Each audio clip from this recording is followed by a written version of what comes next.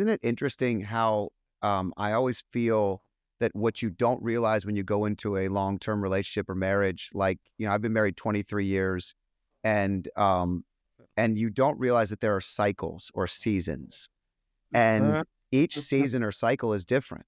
There's even sometimes cycles within the year that you're in. We both of our boys live away now, and one is still under 18, but he plays for a soccer academy. So it's a unique stress on the family that creates a new environment. But when they both come into the house, we have this new rhythm now as empty nesters, that Mhm. we have this normal rhythm that we've gotten into, and then they come into the house for the month of Christmas and everything changes.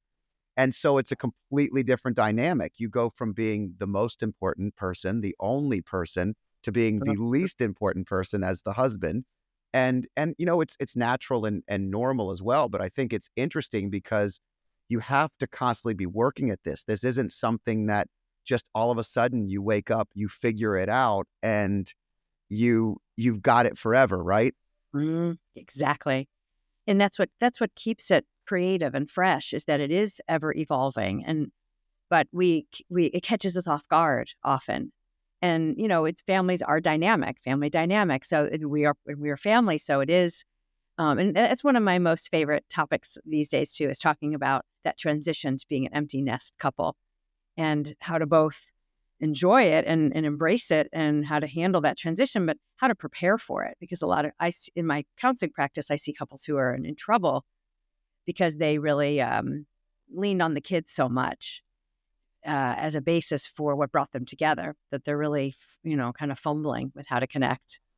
What's interesting to me, and I'm interested in your professional opinion of what you see, but what's interesting to me is the switch and change of such a female dominated family dynamic today versus what I grew up with, and so many other families. I think of the Gen X and back really came from that different vibe where, there was mom was always extremely important, but today mom kind of sets so many boundaries in the modern families that are uniquely different.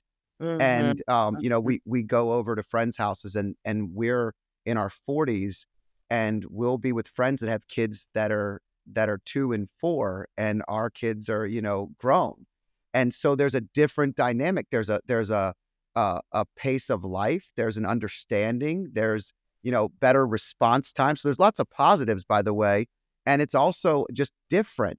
And I'm interested in how that's affecting the empty nesting, because the kids have become the center point in such a major way for so many of the new families. Yeah. I'm interested how you're seeing that, and if there's a dynamic that's working to help them maybe reattach and reconnect. Yeah, no, that's a really good point. It's fascinating how the trends really impact our personal lives very intimately. And the child-centeredness started in the 60s with like social psychology and Right. understanding child development. And then it's really become very intense now with very child-centered. And so that a lot of the things that are in my book are actually counterintuitive. My husband and I studied the wisdom of Kabbalah, and that was the beginning of understanding paradox and understanding things that are counterintuitive. And this is one of them. Like, it is wonderful, all the child-centeredness that's happening, and being able to show empathy and have more tools for how to not communicate to children in a way that disempowers them, and setting boundaries that also blend love. And nonetheless, there still is a growing, I think, overemphasis on the children. And it doesn't mean that you're not going to benefit them to not focus on them so much. Actually, it is to their benefit for the couple to make sure they are the center point relationship. And that's very counterintuitive, especially for women. At least I'd found that with my own husband, that he still was oriented more toward me, and I directed my nurturing energy toward the kids. And that was one of our kind of breakdowns that became a breakthrough for us. And that's pillar 3, priority, was his. He's the one who added that. I had 3 pillars, and he added that one. It was when I really made the switch and stopped over focusing on our kids and made him more of a priority, that he felt better about himself in the relationship.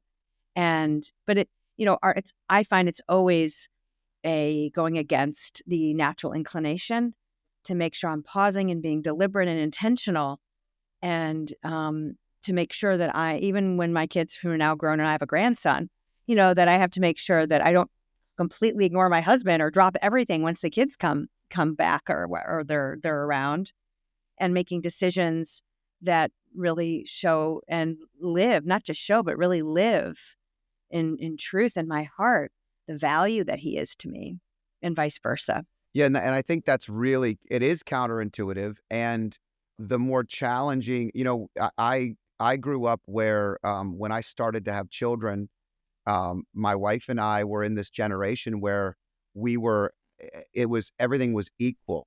Like, I was handling the evening feeding. And by the way, it was never equal. I want that to be very clear. I was never truly equal, but the mentality was to create equality within the relationship, right?